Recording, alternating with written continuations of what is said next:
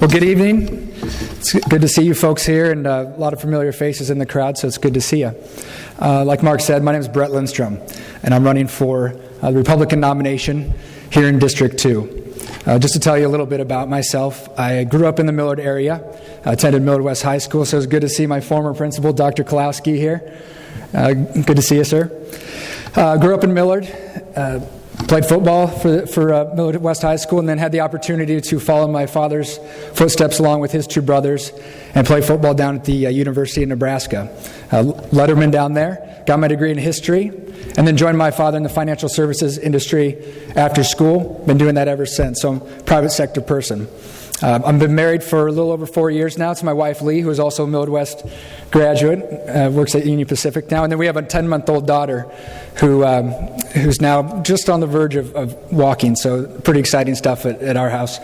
But really, that's why I got involved in this race, is in my capacity as a financial advisor. I work with a lot of retirees, people who are about to retire, small business owners, probably like some of you in the crowd, and being a new dad. And I hear a lot of fear out there, and I'm fearful of the future as well. And so that's why I got in this race, and I frankly think that Democrats and Republicans are both at fault for the problems that we're in right now. And I just point out that $15.6 trillion in debt and climbing that no one wants to take on. So the big three issues that I'd fought on your behalf. First would be the debt and to cut spending. Second would be Social Security, and maintain that for future generations, because it is not an entitlement program. You have paid into it, and our politicians have been raiding those coffers for dozens of years now. And then thirdly would be job creation and reforming the tax code. Just touching on the debt, we have, like I said, $15.6 trillion in climbing. For every dollar we take in, we borrow 41 cents of that dollar. So it's a problem.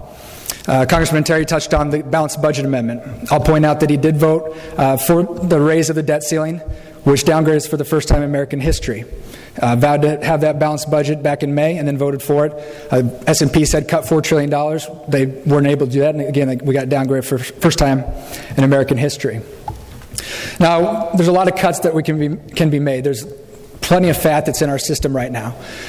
And I would give those departments the ability to make those cuts. If the Congressional Budget Office says 5-10%, but we need to make cuts and trim the fat. We do not have a revenue problem in this country. We have a spending problem. So that's one thing I'd like to reform. Second thing, and I know it's a drop in the bucket, but I think it makes a lot of sense, is to cut congressional pensions.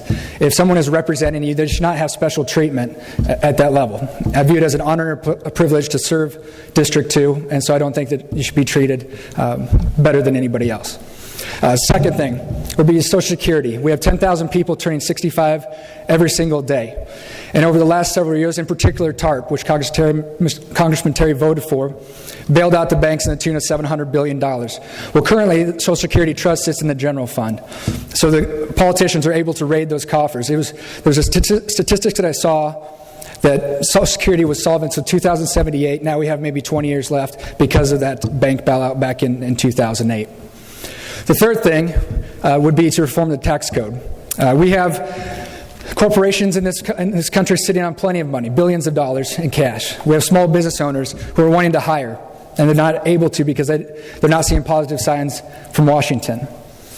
So one of the things that I'd like to do is reform the corporate tax code. Currently we have a 35% corporate tax rate, second highest to Japan in the world. To be competitive globally, as far as the developed countries are concerned, we need to be at 18.1% or below. That'll increase flow of net new money to the United States and get rid of the repatriation taxes so that multinational companies that are sending jobs and money overseas will bring that back to the United States and spend it here to hire people here. Right now we have a 8.2% unemployment rate.